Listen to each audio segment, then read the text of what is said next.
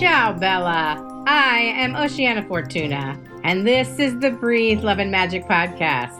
We'll talk about a magical mix of mystical methods, including everything that works to live your best life, grow spiritually, and maybe find love.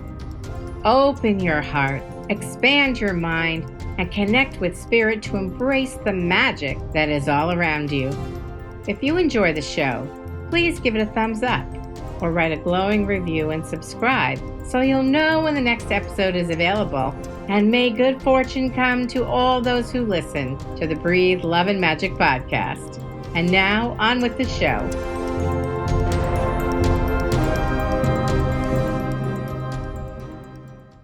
Hi, this is Oceana Fortuna, and I want to welcome for today's show Marla Martenson, the mystical matchmaker.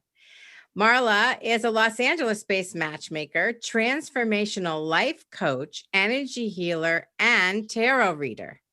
She has been using her intuitive skills to connect singles with their soulmates for 2 decades.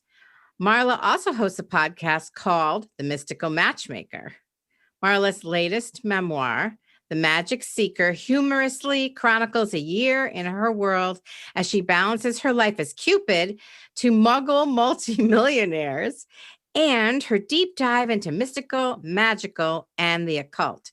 Marla has been featured on the Today Show, WGN Chicago Morning News, Beyond Belief on Gaia TV, and hundreds of radio shows, including Coast to Coast AM with George Norrie. You can connect with Marla at www.marlamartenson.com. Marla, welcome. Hey, Oceana. I am so excited you're here. I know this is going to be really fun.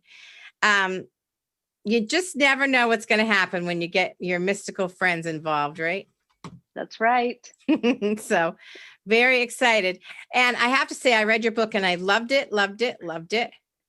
There were so many good things. Yeah, so many good things in it. And I was already sharing one of your stories with a client who was in a similar situation about being able to take a step back, look at the big picture, gain an understanding of why you're really going through what you're going through and what the lesson might be. So you've already helped me help my clients. So thank you. Oh, how awesome. I love it. Yeah. I love it. Yeah. I love it too. So I'm really curious, how did you even get started with all this magical stuff? Oh my gosh. Well, I've always been interested in magical stuff since I was a kid. I had a witches club and I gave myself a witch name, which was Hildegard. And I would do potions and I would always be, I'm not a good artist. I really can't draw, but I would constantly draw witches and bats.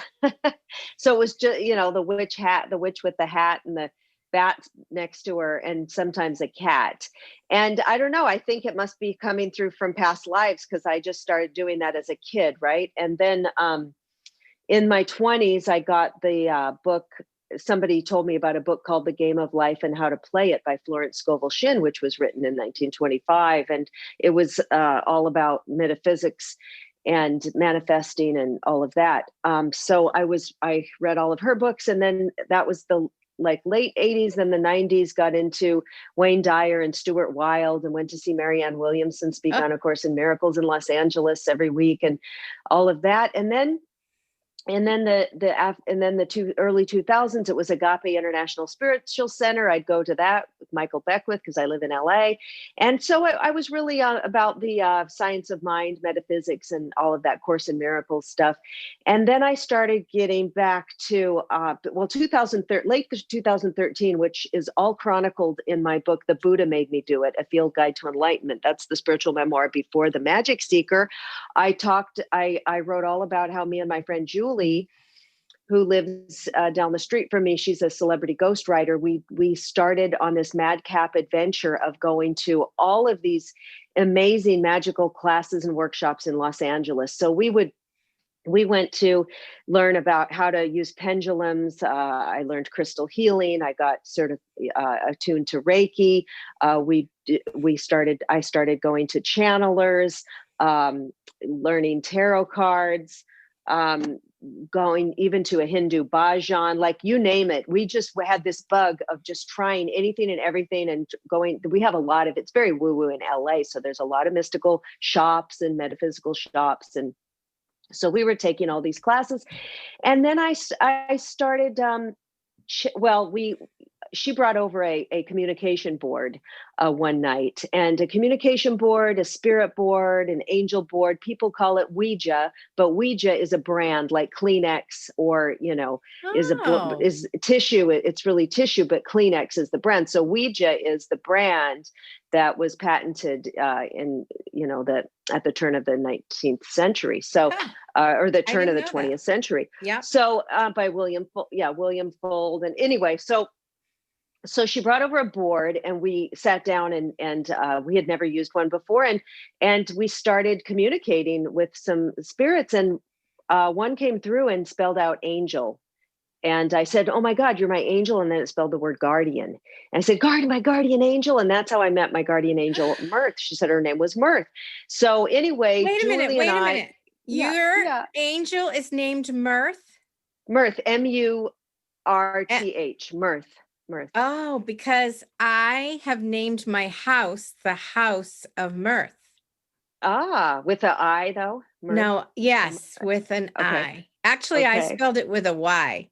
So, so that's pretty amazing. All right. So I'm sorry to stop you, but keep going. That's okay. Well, first she spelled Merthyr, Merthyr, Merthyr. And then I looked it up, and it was like old Welsh or Celtic or something that meant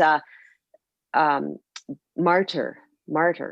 And so I said, "Oh my God, that's so fitting," because I would often play the martyr in my romantic relationships and things. So then she just shortened it to Mirth. And I wanted to connect with her on the board by myself, because I'd always have to have Julie come over. And I sat there and I bought a few boards, and I watched a lot of videos on YouTube and how to do it and stuff. And I would sit there and nothing would happen. I couldn't get the board to work by myself. And I asked in one session with Julie, I asked, why can't I do it myself? And they spelled the word energy. And so it was the energy. So anyway, I continued all of my magical endeavors, and I got attunements to Reiki, which is energy healing, Japanese energy healing. And I went to the master level, and then I got some other energetic attunements as well. And after that, that's when I opened up, because every night I'd sit with the board for about 10 minutes a night. And then all of a sudden it just started working, and it started flowing through, and I was connecting with Mirth. And then I started giving readings to people, angel readings, because I was having so much fun with that. And I was just charging like $15, but it was fun. And then a second angel came through named Thomas. So he was like second in command, and sometimes he would come through. And now at this point, Thomas, and I found out it's Saint Thomas, and Mirth has disappeared. She's not coming in anymore. So that's really interesting. So Thomas is always coming through, and now also Pleiadean star family guides are coming through. And so I'm channeling now more at a level where I think also doing 11 plant medicine journeys really have opened me up a lot too. I bet. So like last night I was on, I was telling you, I was on Fade to Black radio show with Jimmy Church, and I did some channeling about what's going on in the world and everything, channeled the star guides. And then I did like about 50 readings for people, but I used cards. But so now I'm doing it a lot, and I love it. But it's just a process. And so it's, once you go down that rabbit hole, as probably it's like, it's too magical. It's too freaking amazing to stop. So whether it's crystals or readings or energy healing, whatever, and people love it and people need it. And, my bread and butter is matchmaking for the last 2 decades, but, I have always been creative. So, writing the books and now coaching, I'm a boundary coach, so transformational life coach. That's something new, and the readings and energy work. And I also work on a couple psychic hotlines when I want to log on. Wow, do you ever sleep? I know, it's like my husband goes, "Do you want to go to the moon too?" And then say, "Isn't this?" What's funny though, Oceana, is that sometimes I'll think I'm not doing enough, like I'm not getting enough done. And I think, gosh, I don't know, other people are more ahead of me and things, and then I look and think about it and I think, well, no, I published a fourth memoir and I got a coaching certificate and I'm doing readings and I'm matchmaking and I guess I'm doing stuff. I would say so. I would say so. You know what I so relate to in your story is that time of opening when it's so exciting and all these new things. And no matter what you do or touch, there's something fun and exciting and expansive. And so you're on a total roll. You're just still, it sounds like you started on a roll and you're still on a roll. And it's an unfolding. Yeah. It's an unfolding that it'll never end. Well, it's so interesting to me how you started with, as a child, you would draw bats and witches and whatever. And, it's funny. I can tell you that I had a real aversion personally. Like only in the last year did I come to see my past lives as a witch. Mm-hmm. So, I think I was burned at the stake like maybe one too many times. I don't know. But I definitely was like, I am not a witch, Oh, okay. So it's really funny, but I have no objection to it, like in terms of anything else. And I'm very interested in all the pagan aspects and the earth-based religion aspects or whatever. And I know that is my root. It's so funny.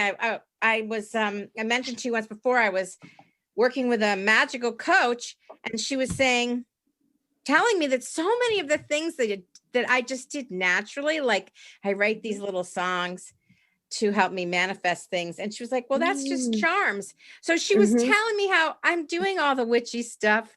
It's just so funny that while you were able to embrace that at a very young age, that wasn't something at the time for me. So now I'm just coming into appreciating those aspects of things. But, because I've been studying for a really long time too. And you just, I've really gone through waves. I think it comes in waves where you have these expansions and there's so many new things and you try and you open up and then maybe sometimes there's a little lull and then it comes again, and so I guess that's just how it works. It's always there for us. It's always there. It's within us. What I find so interesting is you bring up the Pleiadeans because there seems to be a lot of Pleiadian conversation right now. Have you noticed that? Yeah. And, there's the Arcturians and the Andromedans and there's different star systems, but Pleiades, they're really working in the fabric of society now, I find. And I have Pleiade. I was told that by different channelers, that I had Pleiades, family, star family there. And so because we weren't always on Earth, Right. when we're not in a body, so we're in different star systems and different, different galaxies and stuff. And then, so what happened, it was very interesting. So I was told that, so in the Buddha made me do it, a field guide to enlightenment, I tell the story about going to a woman called Grace Kavanaugh, who channels Osira, which is a collective of 12. And I went and I had a session and they said that I am, they said I'm fairy, which I've have also from the fairy realm, fairy energy, but then they said Pleiades. So, okay. So I was like, okay, that's cool. But I didn't know what to do with that. And then on the board, see, I had a few years ago, I would keep notes when I would get messages on the board. And I went and looked back at my notes and I connected with a being on the board called Calderon.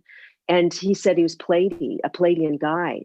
So that was interesting. And then when I, in my book, The Magic Seeker, I talk about Riz and Red Eagle. Riz, my spiritual teacher, and he channels an Indian, American Indian guide, his American Indian guide. He's a trance channel, full body trance channel. So he leaves his body and Red Eagle comes in. And Red Eagle, I asked him about, it's spelled with a CH. So I said, Chalderon, I got this this guy Chalderon coming through, and he goes, oh, he's telling me he pronounces it Calderon, and yes, he's a Pleiades guide, and he comes through for you at sometimes. So then I would connect with him sometimes, and then when I did some plant medicine journeys, I start channeling the Pleiades. They come through and they say we are off planet guides, and we are, so they started coming through. And coming through with light language with my hands. My hands would just start doing these things like and then still sometimes when I'm doing readings, I'll start, with the hand. And I asked Red Eagle about that. He says, yeah, that's your guides coming through. So they're coming through like that. So it's a lot of people, I bet, this is if you do a lot of, well, I bet some people will think this woman's off her rocker. They'll probably think this woman has really lost it, but it's, and I probably now years ago, even though I was into all the, metaphysics, I loved, like James Van Prague or I used to think if people would say, oh yeah, I'm connected to these Pleiadian guides or talking to angels, I didn't really believe them. And I thought, oh, they're kind of wacky. That's really weird for them to say that. And that's I don't, they're like not really, grounded and I thought, wow, they really got a lot of guts to say that, but then it starts happening to me. And it's not something I'm imagining. It's not, and when I'm giving, now I'm channeling, I have a good friend, her name is Marie-Ange. She's an author. She wrote a really amazing book about angels, and she's French, and she lives in LA, and we're very close friends, and she gives readings and stuff for fun. But this is so cool. This is what I had asked for out in the universe. I needed somebody to help me with my channeling and my mediumship. I needed someone to sit with me so that I could do it, and so now, because of COVID, we're on the phone about 2 or 3 days a week. And I channel, and she takes notes, and then I'll channel for her about her life and stuff. And she'll take notes. And then I do mediumship, and she takes notes and then gives me feedback about the person that I was bringing through from her life who passed over.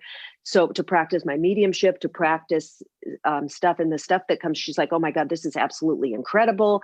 So, I mean, there's so much verification. And then when I give readings, I get the feedback. So it's not just like gibberish. It's concrete messages that resonate with the person. So that's where I know I'm not just like making this stuff up. All right, then. Well, it's funny. I'm actually taking a mediumship course now from the Shift Network.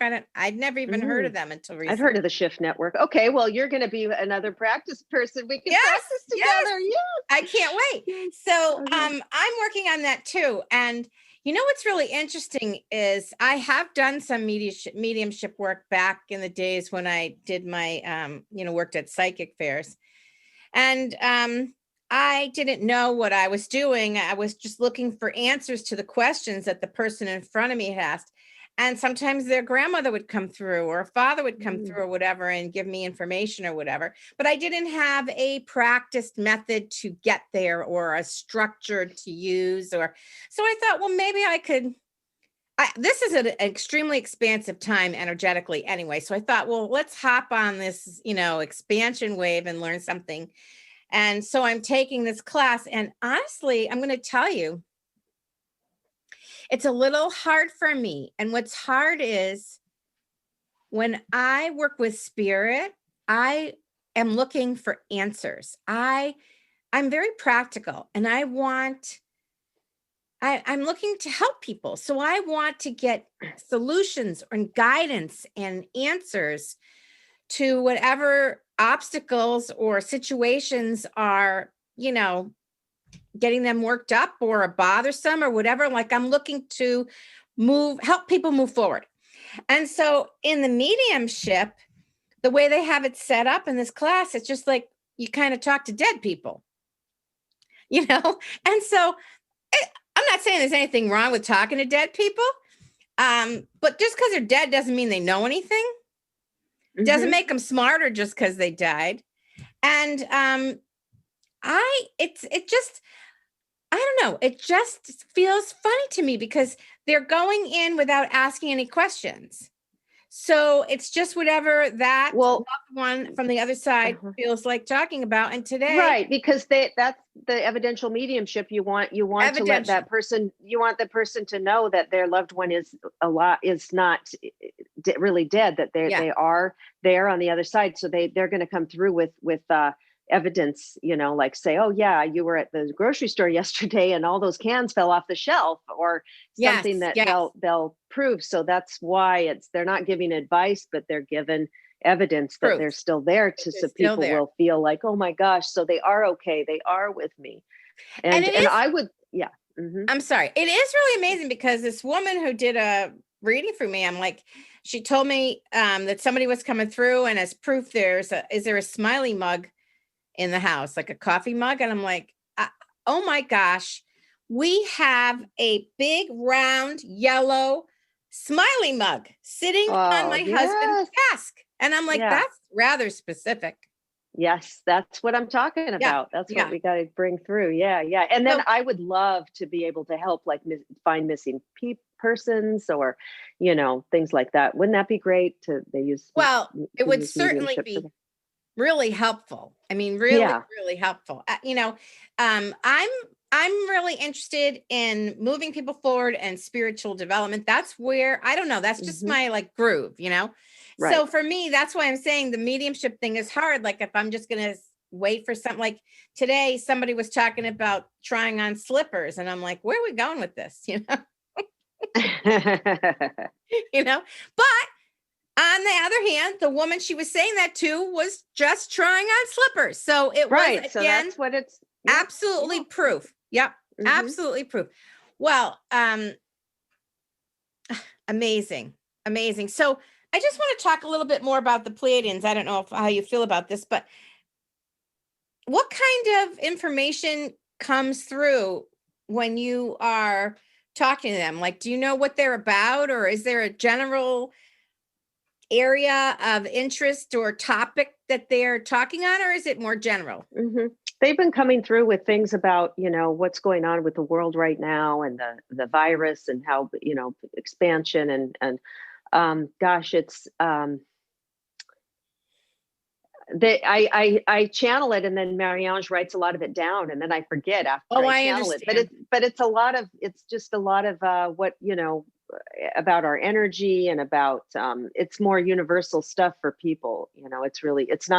It's really not personal messages for people. The personal ones, Thomas comes through and I can give. So I do these, I do something new. It's called Marla's Magical Message Circle. Oh, beautiful. I love it. It's on Saturday nights at 6 p.m. Pacific, and it's only $10 at this point, and it's a limit of 8 people, and we come on Zoom, and I do a little, energy work, meditation, and ground us and all that, and then I come around to each person and I channel for them, and I give them a message that they need to know, that the guides want them to know, and then afterwards they can make comments or questions, and then I give them another answer, and people are loving it. It's like full every weeek. So that's something I have. It's on my website, and it's under Work With Me, and it says Message Circle. So if anybody wants to join that, yeah. Because I was going to ask you, how do they? Maybe I'll have to check it out. How do they find out about it? That's great. So it's just on your website under Work With Me. That's fabulous. Yeah. Because it's more. That's what's so amazing right now is people are embracing this in such a big way, and having openings, and it's so wonderful to see the spiritual expansion. It is. And I interview, and you probably do too. Well, for my matchmaking, since the men are the paying clients, I'm interviewing women constantly to be in the database. And so I'm talking to them, and so many of them are into spiritual development or all of this stuff. It's incredible. And even a couple of my male clients, they were saying, yeah, I've been doing plant medicine journeys and shamanic journeys, and I've been meditating. And I'm like, this is phenomenal. The guys are starting to open up to some, to this. Wow. Well, there are always some men who are doing it, but when you start to hear more and more, that's such a good sign. That personally to me is very exciting. So tell me, can you tell me about one magical experience that you've had. It could be work or personal that you'd be willing to share that, you found astonishing. Okay, I'll tell you something that was really incredible. When this must have happened maybe in 2014 or 15. So when I was first really diving deep and doing all the attunements and all this, I had a lot of stuff happening like at night, like astral travel. I'd leave my body. I'd see little guides, and I still see. Sometimes I think the other night, I must be through the third eye because I see like a man standing there at the end of the bed or something. I'm like, and I wake up and I scream because I think somebody broke in, and then, with my eyes open, nobody's there, but it's just one of my guides standing there or somebody. So anyway, one night and I have astral traveled when I was a kid too. Occasionally it would just happen. I never tried. I didn't know what it was. So I was in bed one night, my husband sleeping next to me, and all of a sudden find myself standing up which is really my astral body, but it feels like you don't know the difference. I mean, it doesn't feel any different. So I'm standing up facing the corner of the bedroom, and the bed is on the left there, my husband's sleeping, and I see some light coming out of the corner of the walls where the ceiling and wall meets, right? Some light just coming. Wow. And I'm looking, and I'm like, oh, and then I know it's a knowing that there's somebody coming out of that light. Somebody's coming. And I couldn't see the person, but I knew it. And I said, it's Dad, it's Dad, it's Dad. Because my dad had passed away in 2001. So I said, it's Dad. And I was wondering, how come my husband can't hear me yelling? He's still sleeping. How come he can't hear me? And I was like, oh my God. And then I was a little bit afraid, but I forced myself to keep looking. And then I found myself back in my bed, and my dad was sitting at the end of my bed. And he was wearing like a brown monk cloak with a hood. And I scrambled to the end of the bed, and I grab his arm, and I look at him, and his face was a little thinner than it was in real life. And then his eyes were kind of watering, and he was looking deeply in. And I just looked at him. I said, I love you. I love you. I love you. I love you. I love you. And made that he didn't say anything, but his face was nodding like his eyes were acknowledging, like, yes, it's me. Yes. Nodding.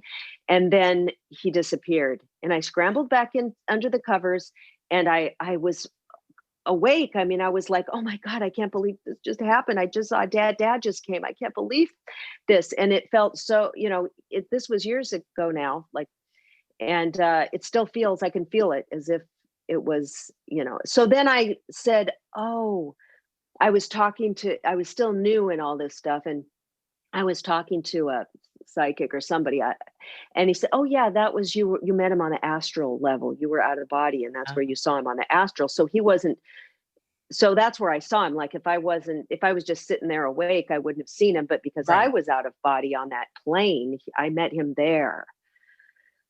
So that was Wow. super magical. Yeah. That is really magical. Wow. Both my parents have passed, and at their funerals, I saw that each one of them. So I saw my father Oh, at a God. distance. He was just an outline.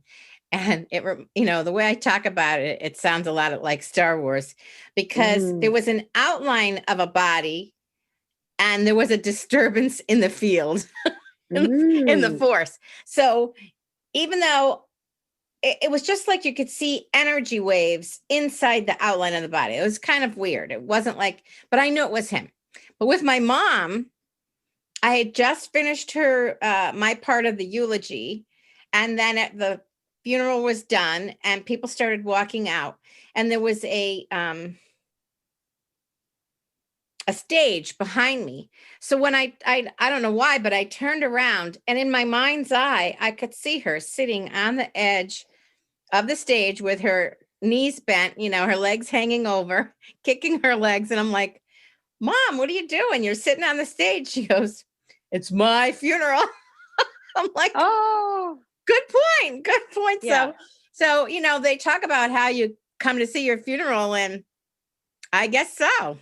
Because I saw them both there. So yeah. Amazing. So that really is that. But your story is amazing. I don't know how it's so funny because I could see her, but she was in a distance and I wasn't really seeing her with my eyes. Like, it seems to me like you were really seeing your father, but like you said, maybe it was because you were on the astral plane. So It was on the astral. I mean, I was in bed with my eyes closed. I mean, I was sleeping. My okay. body it was Yeah. my astral body that was out and I could Yeah. see him. So we see, just like when we're dreaming, our eyes are closed, but we see everything so Yes. clearly. We feel everything. So that's Yeah. going through the third eye into the other dimension. And that's what happens if you do plant medicine journey. So it could be ayahuasca, it could be psilocybin mushrooms, it could be some of these things. So when you're in that, what happens is the third eye opens and you go into another dimension. And that's when the Pleiades start streaming through, the fairy realm starts streaming Wow. through, guides you can hear, you can know things and stuff. So that's what happens there. And that's what makes those things so magical and so Wow. profound and life changing. Many times I'll feel one of the nights a lot of times I sleep on the couch. My husband, he'll watch TV. Really, he's an entertainer, so all his life he stayed up. You know, you get home at 1, 2 in the morning, and then so he's used to being up late, and he'll play the. You know, we have a big screen TV in the bedroom, so if he's watching, it's too loud, or if he starts snoring, I'm just like, go out and sleep on the couch. Yeah. And so I'm laying there on the couch one night, and my back is to the living room, and my front of me is towards the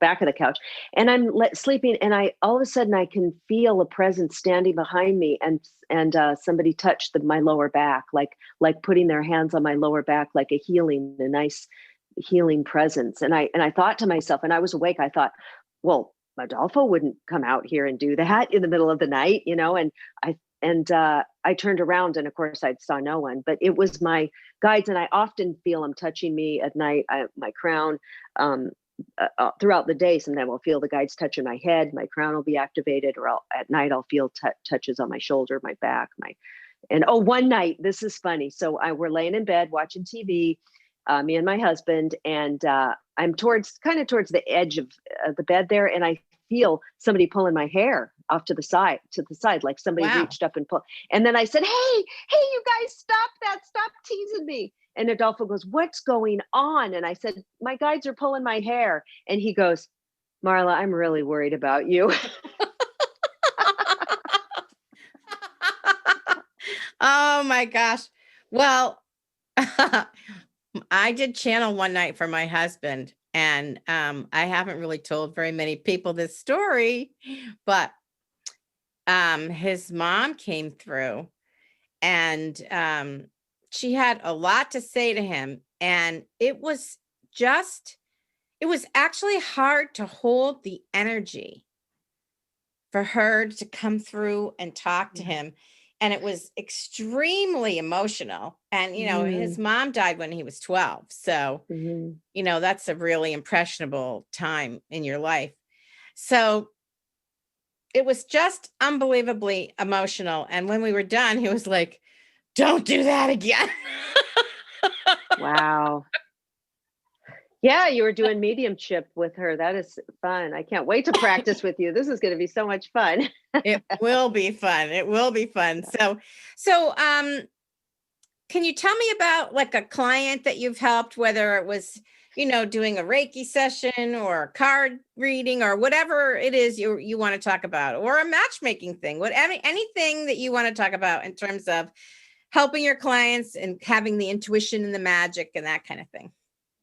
I have had a couple of my male clients come over, matchmaking clients come over for a Reiki session, crystal healing session. And that was really great.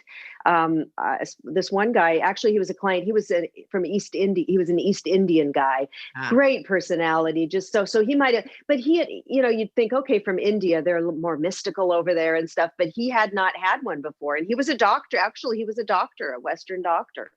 But he wanted to try it, and he came over twice and loved it.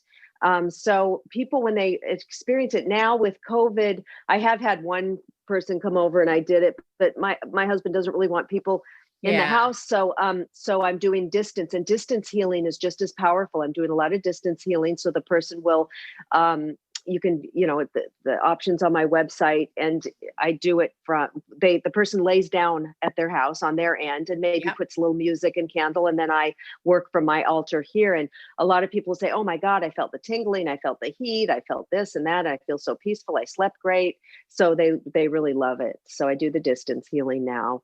And so I think the energy work really helps people in a lot of ways, getting their chakras more aligned, or they realize, they even connect with their guide. Sometimes they say, oh, I felt a guide touch my shoulder. Wow. So that's a nice way to start for somebody who's just wanting to dabble in get a little taste of woo woo. Yeah. And then also with the readings, or channeling, now what I offer is either a half an hour or an hour. Somebody can channel, be with me on Zoom or FaceTime or on the phone, and I'll channel directly for them, and they can ask questions, and they get a lot of clarity maybe on things that they were wondering about. So it's all Nice.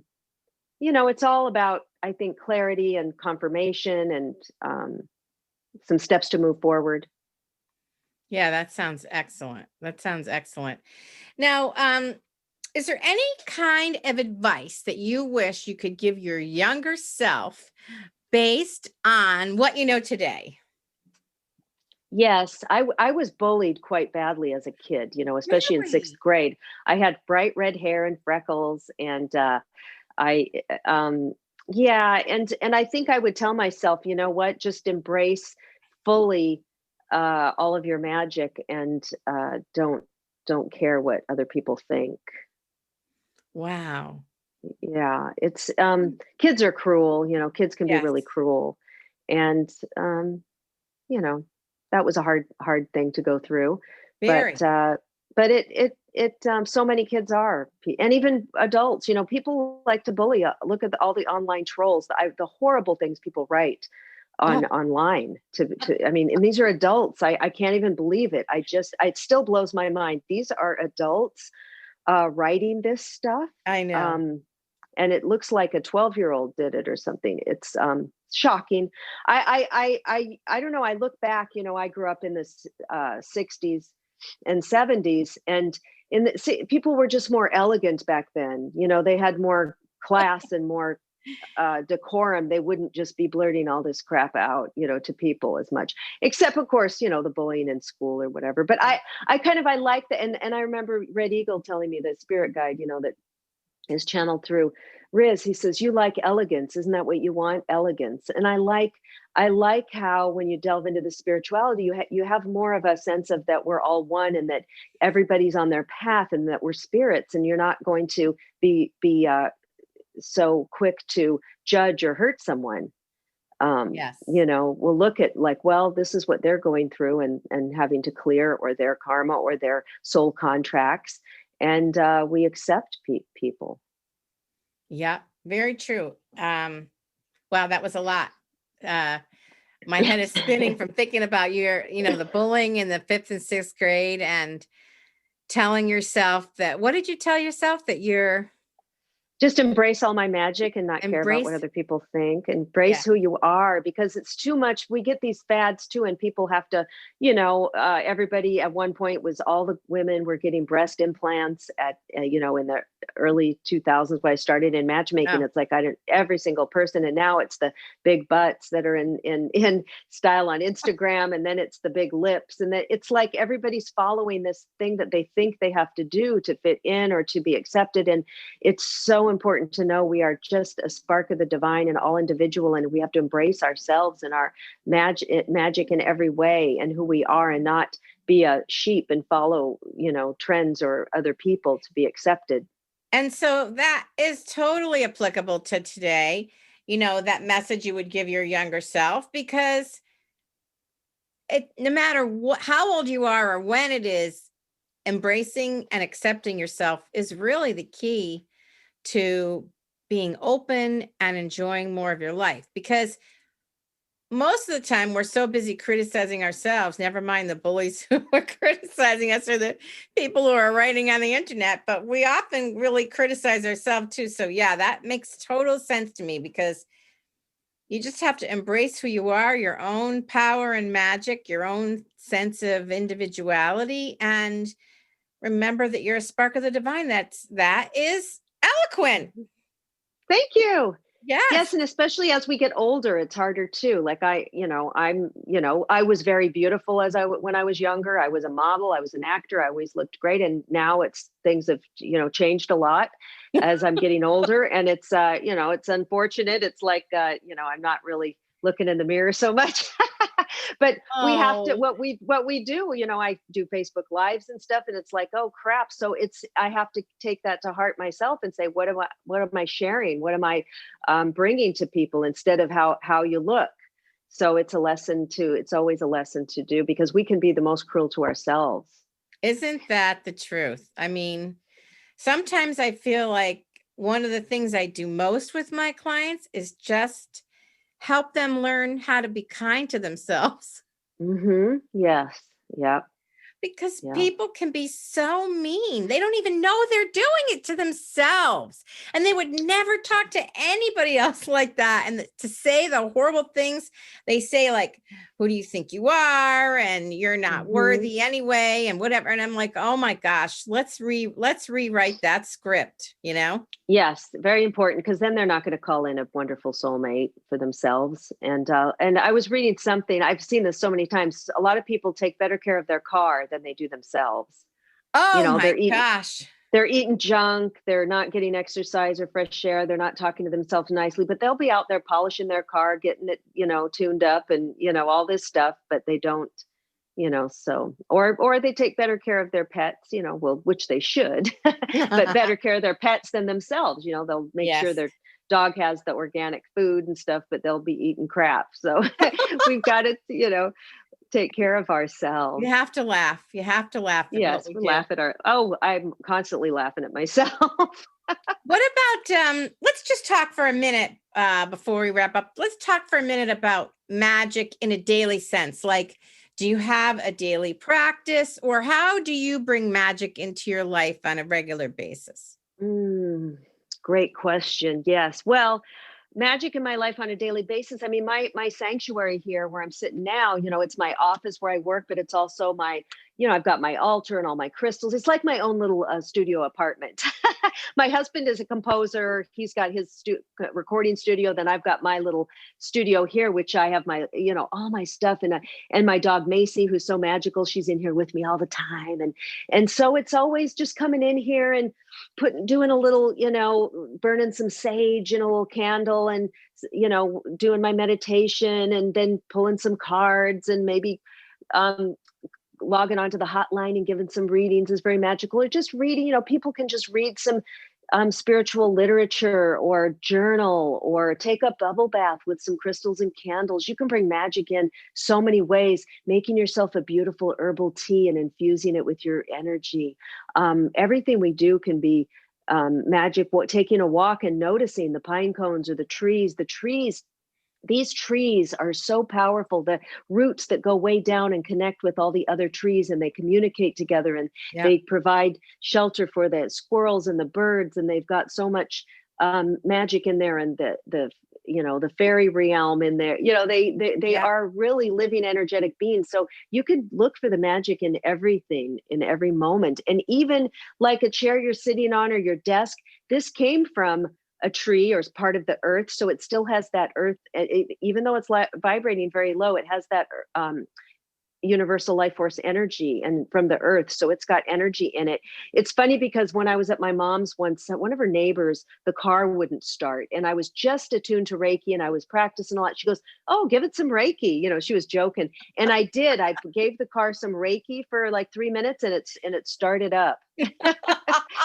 So inanimate objects are, if we looked at a very quantum level, it's moving. They're not just standing still, and it's Yeah. energy. So Yeah. we can, yeah. I have certainly given Reiki to my printer. Yeah, I do. My husband thinks I'm crazy when I give Reiki to my computer or something. He says that's Yeah. not true. That's ridiculous. I mean, he just cannot wrap his mind around that one. But I'm That's like, so well, that's funny. okay. I'm still gonna give it some.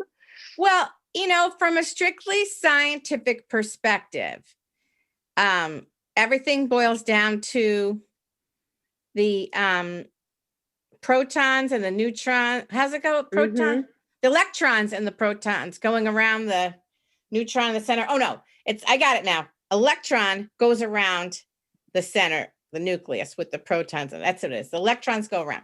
So if everything is just at the atomic level, there's nothing solid there.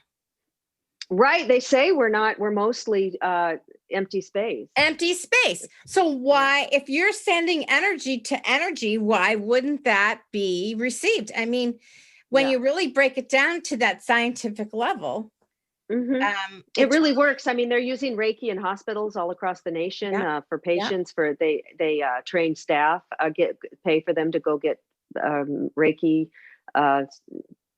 Master, level. They have them in operating rooms giving Reiki to the surgeons and the the patients. So it's powerful.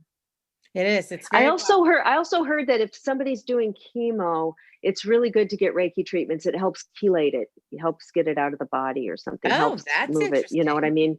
Yeah. It's with cancer patients and stuff. It's very calming. Very calming. There's also been many instances like Deborah King. Yeah, Deborah King, a Hay House author. I did study with her online and then seen her in person, and her story is amazing. I think she's probably in her 60s now, but when she was in her 20s, she was a high-powered lawyer, and she'd been sexually abused as a kid, and she was smoking and drinking, and she developed cancer. And I don't remember if it was breast or cervical. I don't remember which one, but she ended up going to an energy healer. And I think like on the third session or something, she knew that something happened and her cancer was gone.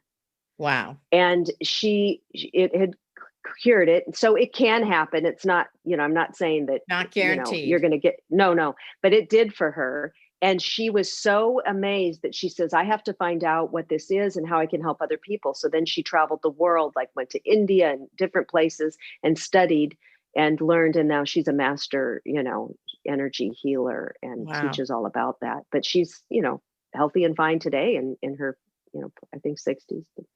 So yeah, it has some miraculous results, and it's just it's just a beautiful thing to do. It is.